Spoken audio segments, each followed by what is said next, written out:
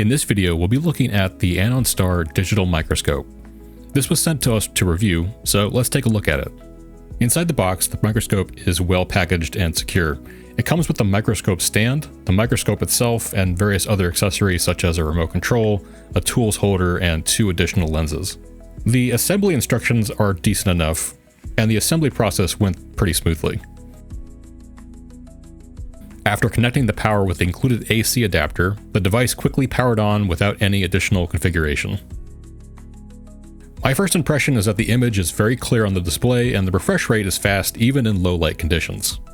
The microscope comes with 3 lenses. The first one attached seems to be a general purpose lens that can magnify over a large range of distance from the target. There's a larger lens that allows for more magnification at a distance, and the third lens is a very high magnification lens that seems to be made for very close inspection. The microscope kit comes with an illuminated slide tray, along with some sample slides. Using this with the highest powered lens can show some of the close-up structures of plants. I don't know much about plant biology, so I won't try to pretend to know what I'm looking at here, but it is pretty neat to see organic things zoomed in like this. I can't say how useful it would be for things like looking at cell structures though. For me, I would use this microscope for electronics, which means I'll be using the long-range lens almost exclusively, so that there's enough room to get tools and a soldering iron underneath the lens. For circuit analysis, I would say that the image is clear and crisp. One disadvantage though is that there's no lens guard, which means there's a chance that splatter from flux could land on the lens of the microscope when you're soldering. The chances of this are probably low, but if it did happen, I can't imagine cleaning the microscope lenses would be very fun. It would have been nice to have some kind of clear front attachment for the lens, something that can be removed and cleaned or replaced if needed. The microscope has an HDMI port which can output a 1080p signal.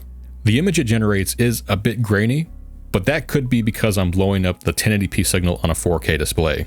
Still, this feature could be useful for a classroom setting.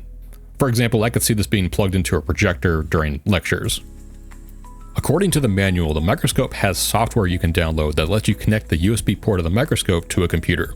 The software seems to be there to help with more precise measurement. Unfortunately, I don't have a Windows computer anymore, and the software only runs on Windows, so I'm not able to test the software out. There is an SD card slot, however. From the interface of the microscope, you can take images and videos, and from there you can import them just like you would from a digital camera. The quality of the videos and images is decent. Inspecting them closer, I don't see any major issues with lens distortion or color capturing.